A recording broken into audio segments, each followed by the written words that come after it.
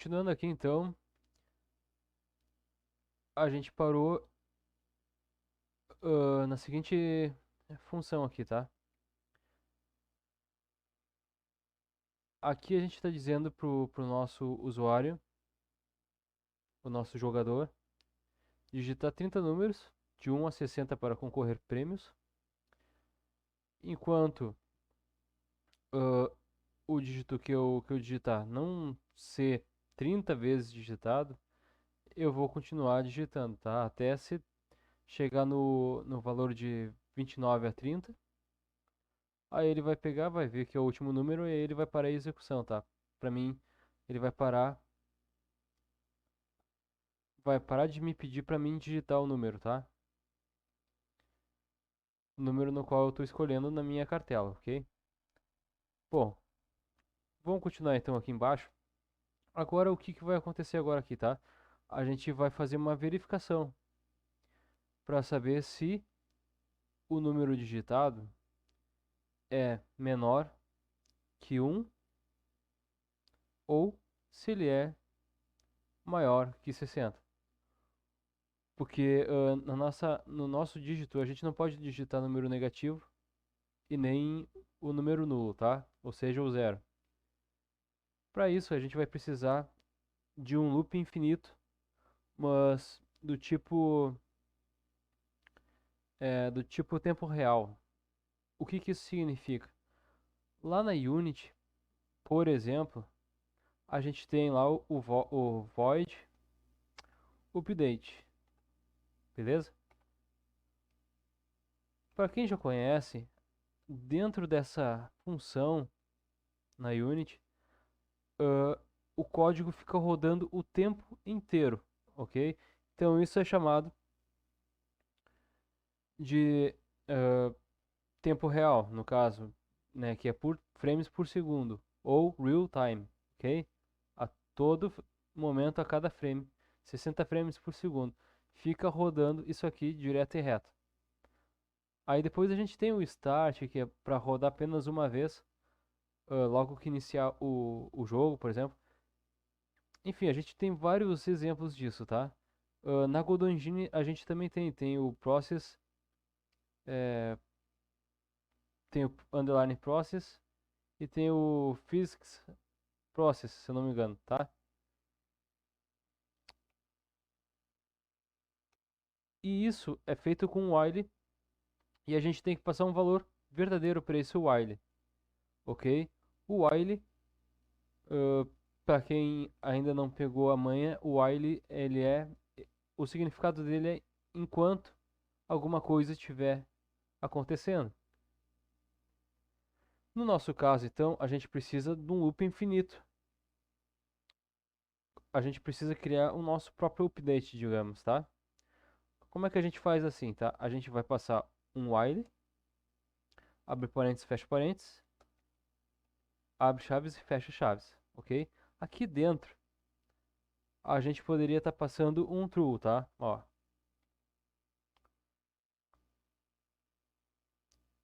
Porém, aqui na nossa condição,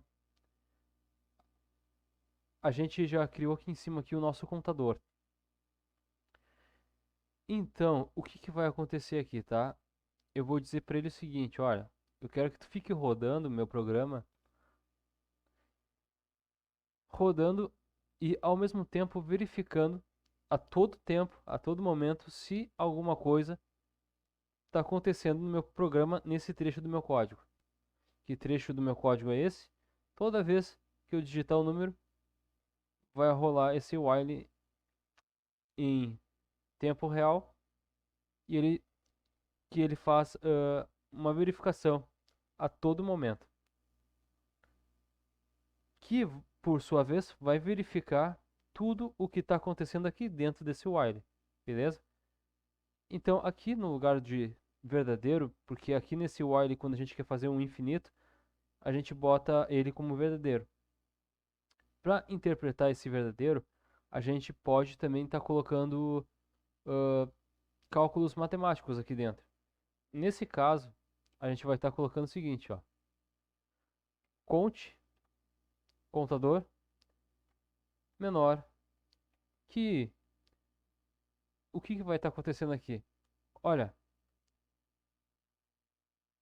eu digitei o número. Eu vou contar esse número. Enquanto o meu número digitado, que aqui vai ser 1, beleza? O meu count vai ser 0, ok? Por enquanto. Aqui, quando ele entra aqui nesse while, tá?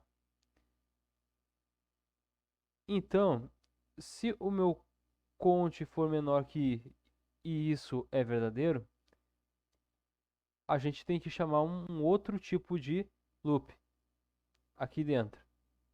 Dessa vez, para fazer algo enquanto alguma condição acontece. Nesse caso aqui, a gente tem o do, que é fazer, e o while, que é para a gente saber até quando a gente pode estar fazendo alguma coisa.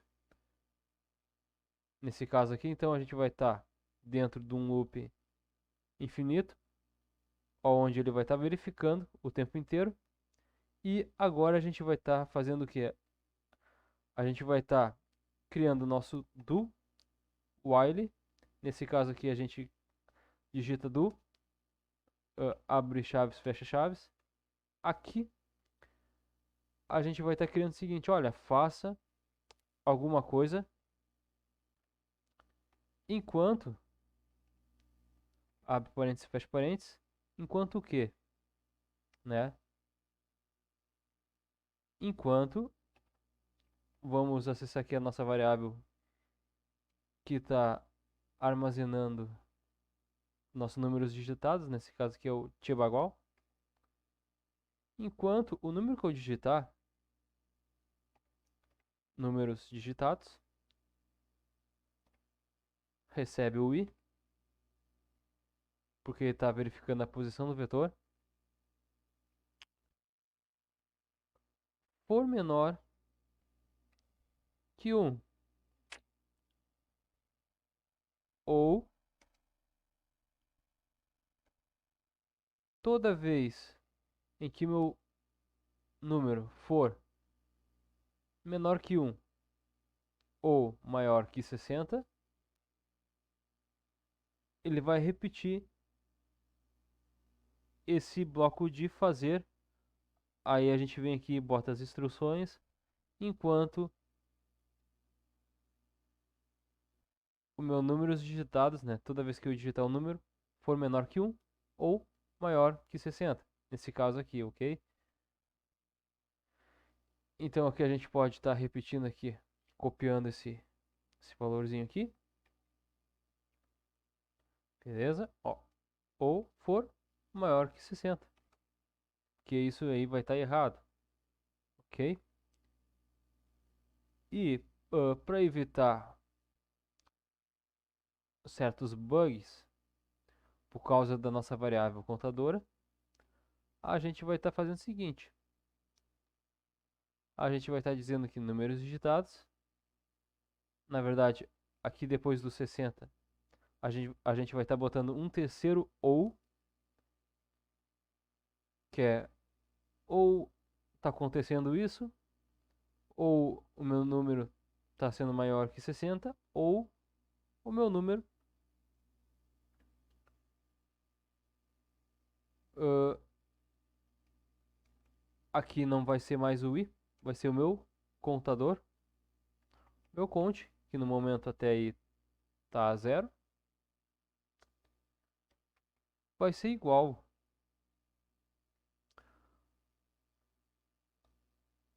vai ser igual ao meu número digitados no vetor i. Aqui, depois do parênteses, a gente bota um ponto e vírgula para dizer que terminou a instrução aqui, ok? E aqui embaixo do while aqui, a gente vai fazer o seguinte: toda vez em que, vou aumentar aqui para a gente ver melhor aqui, toda vez em que a gente executar uma instrução aqui dentro do do, né, de fazer. A gente vai fazer a instrução enquanto o meu enquanto o meu número não for menor que 1 ou o meu número não for, não, na verdade é se for. Isso, essa condição aqui ela tem que ser verdadeira, tá? A leitura dela, o while, tá? O laço de repetição aqui. Então, faça a instrução. Ah, você errou. E ele vai fazer sempre você errou se o meu número digitado aqui for maior que o meu contador e se nessa condição do do faça uma instrução enquanto meu número for menor que zero. Então, sempre que eu digitar um número menor que 1, ou seja, o 0 menos 1, ele vai entrar nesse trecho aqui de código do faça alguma coisa. Se não, se o meu número digitado for maior que 60, então faça alguma coisa. Agora, se meu número digitado for igual ao número digitado também, só que aqui tem uma diferença, tá? Esse contador aqui, ele vai estar sendo contado aqui embaixo aqui do meu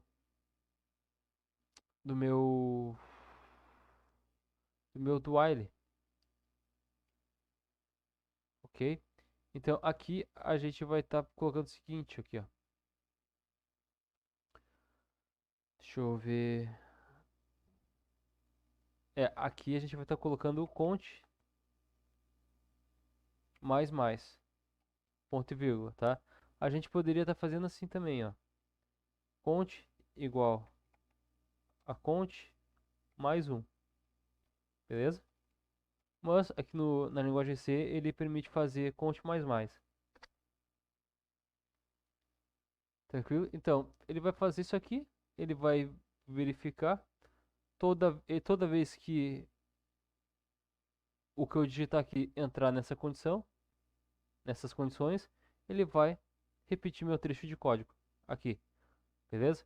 E depois disso, ele vai fazer com que meu conte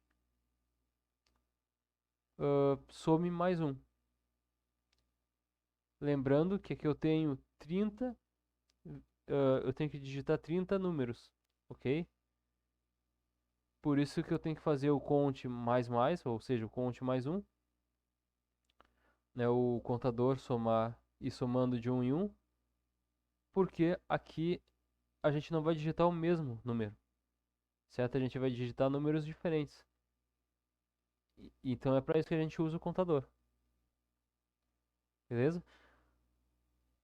Então, aqui no do, agora, o que que eu vou querer que meu programa faça, tá? Toda vez que entre nesse while aqui, né? Nesse enquanto tiver acontecendo isso aqui, eu vou fazendo isso aqui.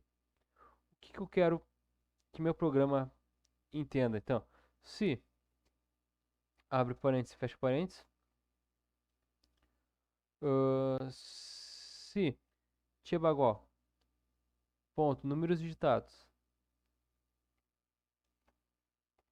Aqui ao invés de ser i é conte, beleza? Meu contador. Por quê? Porque eu quero saber se o número que eu estou digitando naquele momento se encontra nessa contagem. Então, se meu número contador naquele exato momento for igual ao meu número que eu digitei, beleza? Vamos lá repetindo então. passe o trecho de código. Se o número que eu digitei for igual ao número que eu estou digitando aqui em cima,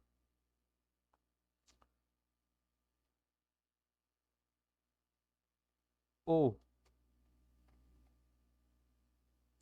ou se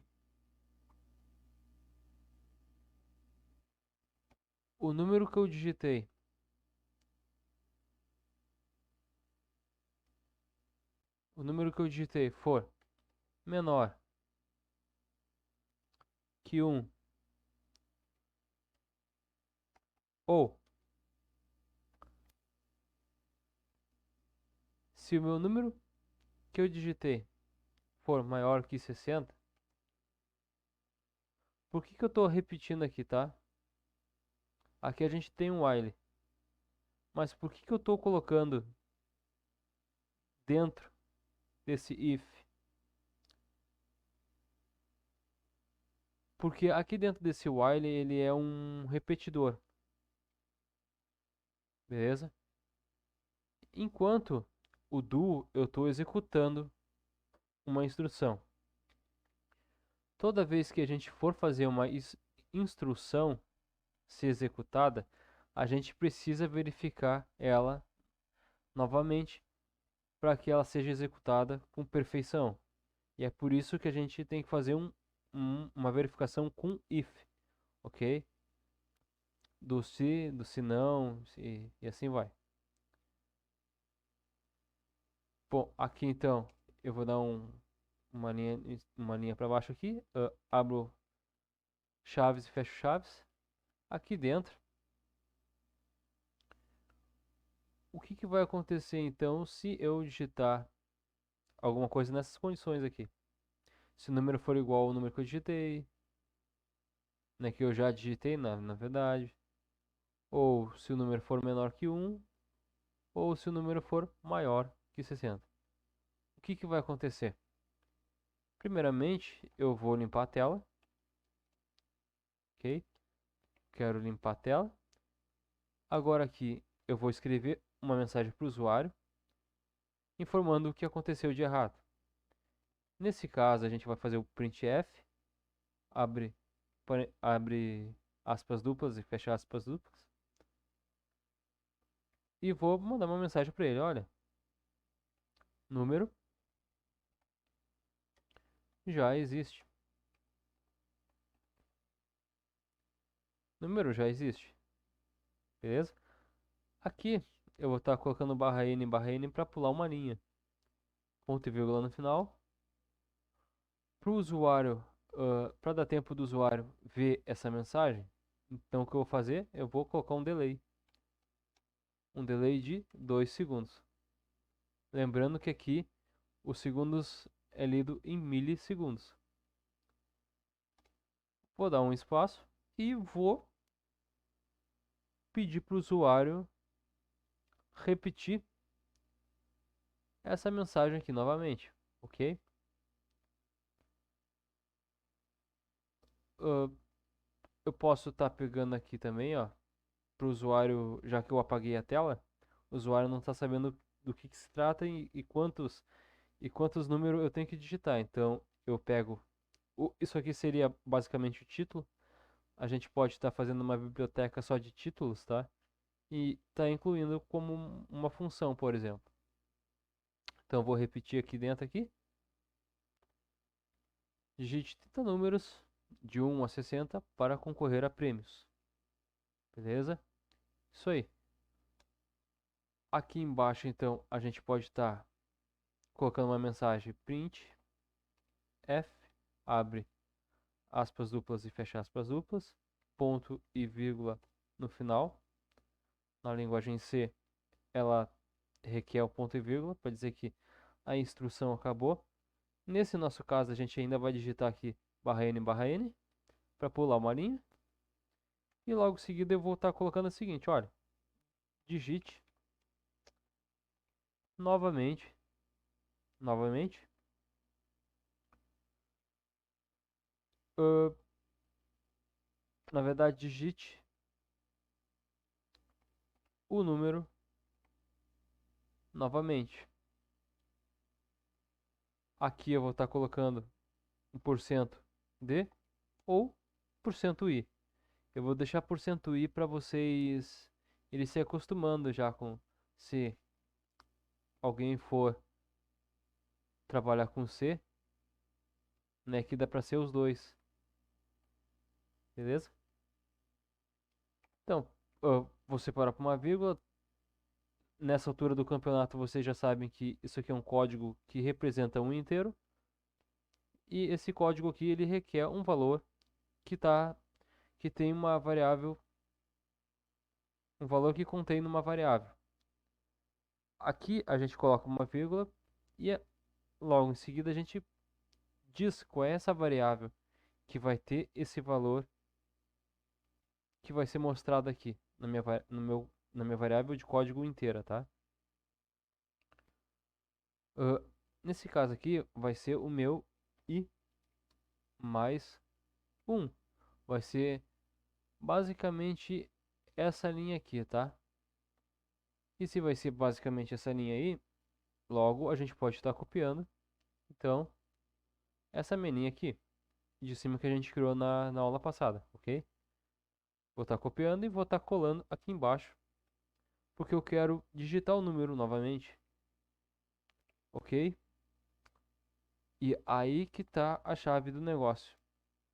Toda vez em que eu digitar o número, ele vai cair num while infinito. Um while infinito em repetição ah, por contador. Quase a mesma coisa que frames por segundo ou o update da Unity, por exemplo. Aqui dentro, então, ele vai estar verificando o tempo inteiro e ele vai estar verificando a instrução, a seguinte instrução, o do while. Então, faça o que? Faça a verificação se o número for igual ao número que eu digitei, ou se o número for menor que 1, ou se o número for maior que 60. Se cair nesse if, então apago a tela e digo: número já existe. Dou uma espera de 2 segundos e mostro o título novamente para digite 30 números de 1 a 60 para concorrer a prêmios. Só para o jogador não ficar perdido na parada aí. E depois copio essa instrução aqui em cima aqui que a gente fez no vídeo passado e a gente cola literalmente aqui embaixo para repetir para o usuário saber que ele tem que digitar. Nesse caso, como ele tem que digitar novamente um número e esse número não pode cair na condição do while, porque enquanto o número que eu digitar aqui dentro da minha instrução for menor que 1 ou maior que 60, ou se igual ao número que eu digitei, ou seja, o número que já existe entre os números que eu digitei até agora, toda vez que isso acontecer, então ele vai cair no do. E no do ele vai verificar novamente. E aí ele vai pedir para mim digitar novamente o número que eu digitei, o número igual, ou o número negativo, ou o número maior que 60, beleza? E assim ele vai até que eu digite o número certo, que não se enquadre nessa condição aqui, ok? Depois então do scanf aqui, reparem que aqui está %d, tá? Eu poderia estar botando também %i, se quisesse. Então, depois que eu digitar o número, eu quero que ele limpe a tela novamente. Beleza? Se vou estar copiando aqui, ó. É mais fácil. Eu nunca me lembro desse CLR SCR, né? No Windows, esse limpa-tela, ele é o System. Só deixa eu copiar aqui e colar aqui. Ponto e vírgula. No Windows, ele é System. System. Se eu não me engano, é System. System aqui, daí dentro aqui vai ter o CLS, tá? Ponto e vírgula no final. Se eu não me engano, é isso. Caso vocês estejam no Windows, se eu não me engano, é isso aqui.